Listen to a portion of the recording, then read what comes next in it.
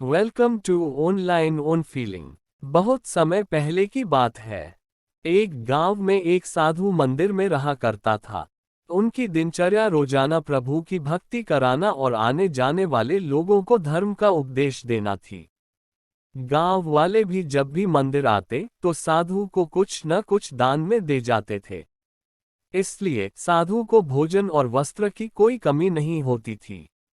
रोज भोजन करने के बाद साधु बचा हुआ खाना छींके में रखकर छत से टांग देता था। समय ऐसे ही आराम से निकल रहा था, लेकिन अब साधु के साथ एक अजीब सी घटना होने लगी थी। वह जो खाना छींके में रखता था गायब हो जाता था। साधु ने परेशान होकर इस बारे में पता लगाने का निर्णय किया। उसने रात को दरवाजे के पीछे से छिपकर देखा कि एक छोटा सा चूहा उसका भोजन निकाल कर ले जाता है। दूसरे दिन उन्होंने छींके को और ऊपर कर दिया ताकि चूहा उस तक न पहुंच सके, लेकिन यह उपाय भी काम नहीं आया। उन्होंने देखा कि चूहा और ऊंची छलांग लगाकर छींके पर चढ़ जाता और भोजन निकाल लेता था। अब साधु चूहे से परेशान रहने लगा था। एक दिन उस मंदिर में एक भिक्षुक आया। उसने साधु को परेशान देखा और उसकी परेशानी का कारण पूछा तो साधु ने भिक्षुक को पूरा किस्सा सुना दिया। भिक्षुक ने साधु से कहा कि सबसे पहले यह पता लगाना चाहिए कि चूहे में इतना ऊंचा उछलने की शक्ति कहां से आती है।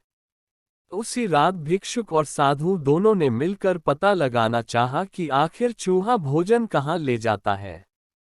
दोनों ने चुपके से चूहे का पीछा किया और देखा कि मंदिर के पीछे चूहे ने अपना बिल बनाया हुआ है।